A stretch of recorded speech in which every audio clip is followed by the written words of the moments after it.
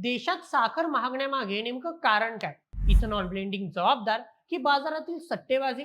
सविस्तर सांगतो. गेल्या काही दिवसात देशांतर्गत बाजारात साखरेच्या दरात अचानक झालेली वाढ सामान्य ग्राहकांपासून ते अन्न प्रक्रिया उद्योगांपर्यंत सर्वांच्या चिंतेचा विषय ठरली आहे.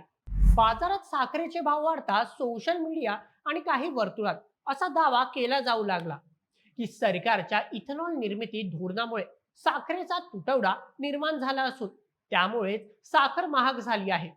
परंतु या दाव्यात कितपत तथ्य आहे? इथेनॉलमुळे खरोखरच साखर महागली आहे की यामागे साठेबाजी आणि सट्टेबाजीचे मोठे रॅकेट कार्यरत आहेत?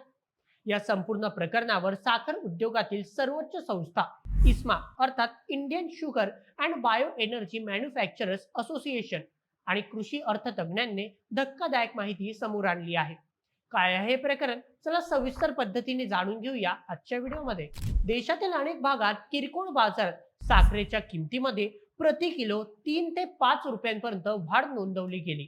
सणासुदीचे दिवस जवळ येत असतानाच साखरेचे दर अचानक वधारल्यामुळे सर्वसामान्यांचे महिन्यांचे बजेट कोलमडण्याची भीती व्यक्त केली जात आहे. किमती वाढताच बाजारात अशा चर्चा सुरू झाल्या की कारखान्यांनी ऊसाचा रस आणि मॉलिसिस साखर बनवण्याऐवजी इथेनॉल बनवण्यासाठी वळवले. यामुळे देशात साखरेचे उत्पादन घटले आणि तुटवडा निर्माण झाला. परंतु तज्ज्ञांच्या मते ही दरवाढ नैसर्गिक नसून आर्टिफिशियल रित्या निर्माण केली गेलेली तेजी आहे. कृषी अर्थतज्ञ आणि साखर उद्योगाच्या आकडेवारीनुसार इथेनॉल उत्पादनाचा सध्याच्या दरवाढीशी थेट संबंध नाही. यामागील प्रमुख कारणे जाणून घेऊया. सर्वप्रथम सरकारी नियंत्रण आणि कोटा पद्धत. केंद्र सरकार साखर आणि इथेनॉल या दोन्हींच्या उत्पादनावर बारीक लक्ष ठेवून असते. देशांतर्गत साखरेचा पुरेसा साठा शिल्लक राहिल्यानंतरच अतिरिक्त ऊस किंवा BVV मॉलिसिस इथेनॉलकडे वळवण्याची परवानगी दिली जाते. द्वितीय, इथेनॉल धोरणातील लवचिकता. जेव्हा जेव्हा साखरेचे उत्पादन कमी होण्याची शक्यता निर्माण होते तेव्हा सरकार तात्काळ ऊसाच्या रसापासून थेट इथेनॉल बनवण्यावर निर्बंध लादते. त्यामुळे इथेनॉलमुळे बाजारात साखरेचा तुटवडा होणे शक्य नाही. तृतीय, कच्च्या मालाचे नियोजन. साखर कारखाने प्रामुख्याने साखर तयार झाल्यानंतर उरणाऱ्या घटकांपासून CVV मॉलिसिस इथेनॉल तयार करतात. त्यामुळे साखर निर्मिती थांबवून इथेनॉल बनवले जात आहे. हा समज पूर्णपणे चुकीचा आहे. भारतीय साखर आणि जैव ऊर्जा उत्पादक संघटनेने स्पष्ट केले आहे की देशात साखरेची कोणतीही खरी टंचाई नाही.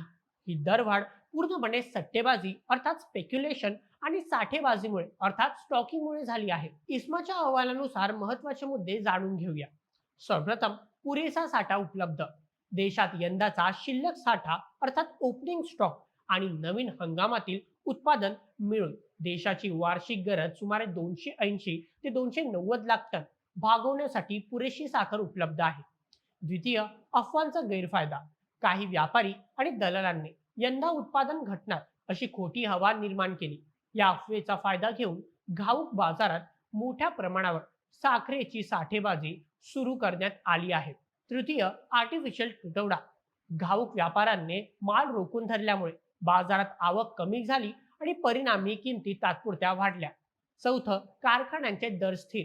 साखर कारखान्यांच्या पातळीवर अर्थात एक्स मिली प्राइस दरात फारशी वाढ झालेली नव्हती.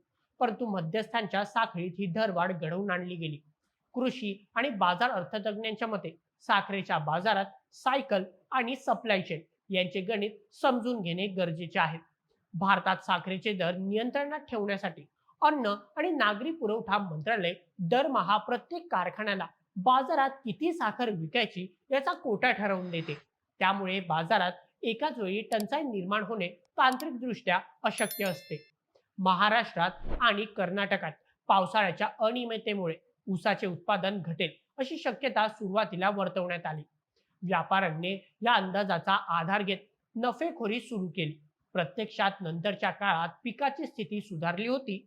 इथेनॉल प्रकल्पामुळे साखर कारखान्यांची आर्थिक स्थिती सुधारली असून शेतकऱ्यांना ऊसाची रास्त आणि किफायतशीर किंमत FRF वेळेवर मिळण्यास मदत झाली आहे. त्यामुळे इथेनॉल प्रकल्प हा शेतकरी आणि साखर उद्योगासाठी संजीवनी ठरला आहे. महागाईचे कारण नाही. या सर्व घडामोडींनंतर केंद्र सरकारने परिस्थितीवर लक्ष ठेवण्यास सुरुवात केली आहे. साठे बाजारांवर कारवाईचे संकेत देण्यात आले आहेत. बाजारात साखरेचा पुरवठा सुरळीत ठेवण्यासाठी अतिरिक्त कोटा खुला करण्याची तयारी सुरू आहे. त्यामुळे नजीकच्या काळात साखरेच्या दरातील ही आर्टिफिशियल तेजी ओसरून भाव पूर्वपदावर येण्याची पूर्ण शक्यता आहे. मित्रांनो, थोडक्यात सांगायचे तर साखर दरवाढीसाठी इथेनॉल ब्लेंडिंग किंवा इथेनॉल धोरण जबाबदार नाही. काही स्वार्थी घटकांनी बाजारात निर्माण केलेली घबराट, अफवा आणि त्यातून झालेली साठेबाजी हीच सध्याच्या साखर दरवाढीची खरी कारणे आहेत.